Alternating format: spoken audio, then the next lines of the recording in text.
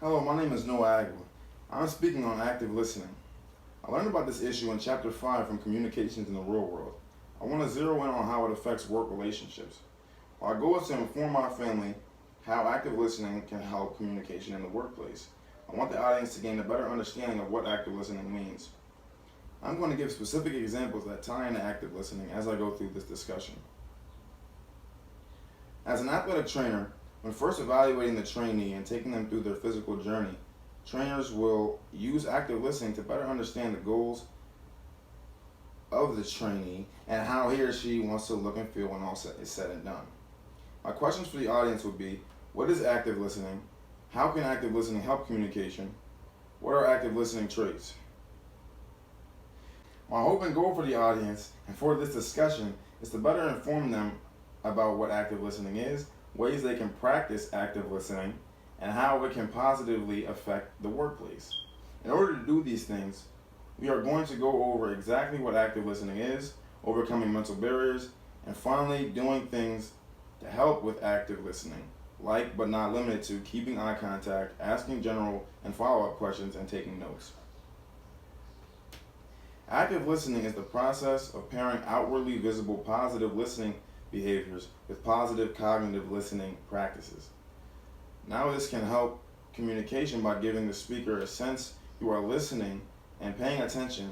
It allows the listener to fully digest everything the speaker is saying. Now, there are many ways one can go about positive active listening, like I stated earlier, taking notes, asking questions, and making meaningful eye contact. But as I stated in my first scenario, trainers use active listening to better understand their trainees. This process is to establish a common ground and build comfort between the trainee and the trainer. I want to open the floor for discussion with a few brief questions. What are the types of things you would want a trainer to do to show he or she is active listening? Let's start with Gina. If you had a trainer. I guess if I had a personal trainer, I would want them to be like, if I'm explaining something that's like going on, like taking notes so that they remember what's going on. Okay. I think if I had a personal trainer, I would like it if they were able to reiterate some of what I was saying, so that it would confirm for me that they were actually understanding and hearing what I was talking about. Okay. Yeah, I think if I had a personal trainer, I would like them to be able to let me know that they understand what I'm saying or what I'm asking, what I'm talking about, Right. by maybe relating it to things that they've experienced, Okay. you know, and they're, so they can say, yo, yeah, I know what you mean. Right. I did something similar, or I know somebody who did. Right. That lets me know that. They're paying attention to us. All right. When you're in the workplace, what things do you do to make sure you are portraying active listening?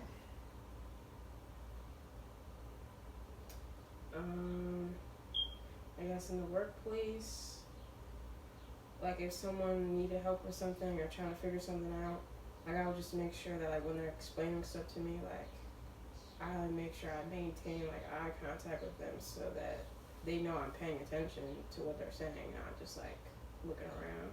Right. Okay. I tend to mirror their mood, and so if they are feeling upbeat about something, then I make sure that I too am upbeat. And if they have a concern, I make sure that my response is empathetic. You know, things like that. I try to keep that emotional connection flowing with them. Right. I found that in the workplace, one of the ways to let people know that you are paying attention to what they're saying or hear what they're saying is to use their name when you talk to them. You can say, yeah, Jim, I understand. Or, yeah, Bill, I understand. Right. Okay. All right. Even after the initial trainee evaluation done by a personal trainer, there are still a number of occasions where there will be communications between trainee and trainer to make sure he or she is doing the proper technique on an exercise or just seeing how the trainee feels. In these cases, active listening is still important, but active listening is not just limited to athletic trainers. Are there specific examples of your personal work experiences where you've portrayed active listening, any that you would like to share? One time, when I worked at Rita's, someone had came in there, and they were explaining to me how someone that was working didn't get their order right, and I had to then pay attention and make proper eye contact with them and ask them exactly what order they wanted to have them and repeat it back to them so that they knew that I would get their order right the Right. next time. Okay. Gosh, there's so many different scenarios, but I guess one would be whenever I had a customer raise a concern, because you know that's common, is they have a problem. And then since I own my own business, my first response is damage control. So I'm paying attention to what their concern is so that in my head I can figure out compensation Right. and be prepared with, I understand that, you know, this was your problem and that, you know, this wasn't right for you and it didn't meet your standards. Here's what I'm prepared to do for you. Right. And then I am ready with a solution that will make them happy and I keep them as a customer. Right. So.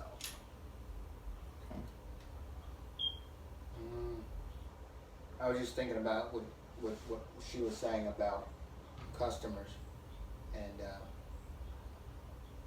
having complaints or having received some good service. It doesn't only have to be customers. It could be like a fellow worker. If like a fellow worker was explaining something to you that was, you know, that was meaningful or something, you know what I mean? Like telling you to do something that you had to make sure you were paying attention. Like it could be anything. It could be a coworker, customer, whatever. Right. My manager, you know. I found that when you talk, you know, when you're interacting with those people for that reason, when they say something to you, and then you have to give a response, I find that it helps them realize you were paying attention if your response includes a we. Like instead of saying, well, I did this or you should do that, you know, so say, why don't we do this? Right. Why don't we explore this option? So you become a team member. Yeah. Right. All right. To wrap up this discussion, we have gone over, through discussion, what active listening is, what are the different traits of active listening, and how it can help in communication. And now that we have gone over these things, how will each of you, moving forward, continue to reflect upon and use the concepts we've discussed today? Just in a general sense, I guess I can use them just with family or like at work, just making sure I'm paying attention to what the other person is saying. And even if I have to like say it back to them, then I can do it like that and just like use different ways, take notes and things like that to show that I'm listening to the speaker. Let's see. Definitely can use them to improve, you know, communication with, you know, in areas with people, you know, sometimes they don't like to talk about politics and, you know, communication is always harder when you talk about something you don't like. So I think I would target trying to be, you know, applying them more in areas where I have more challenges communicating. Yeah, and that kind of ties into the whole mental barrier thing, like just trying to keep outside ideals of what things are. Like, say if you don't like something, someone's trying to tell you something, and it involves like a situation that you don't like, that you already have preconceived in your mind. Just trying to keep those out of the equation. That way you can fully understand what the person is saying. But yeah, that's good. I like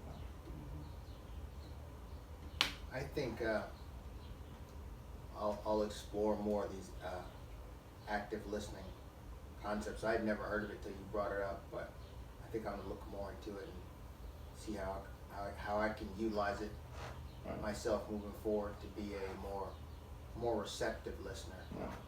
You know, it's there's a difference between being a good listener and being a receptive listener. Yeah. And I need to become a better receptive listener. All right. And if there's any other things, like ways you guys would improve or change or sort of adapt the way you communicate, you know, you're free to share it now.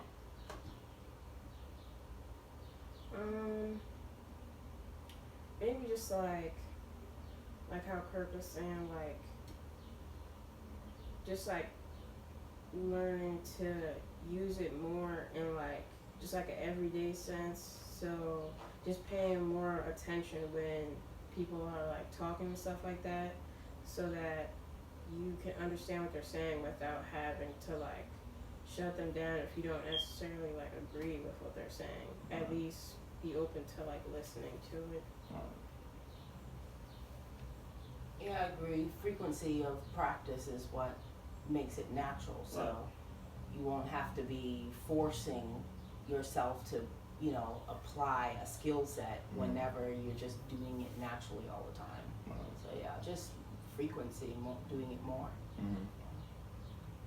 Yeah. All right. That concludes our dialogue this evening.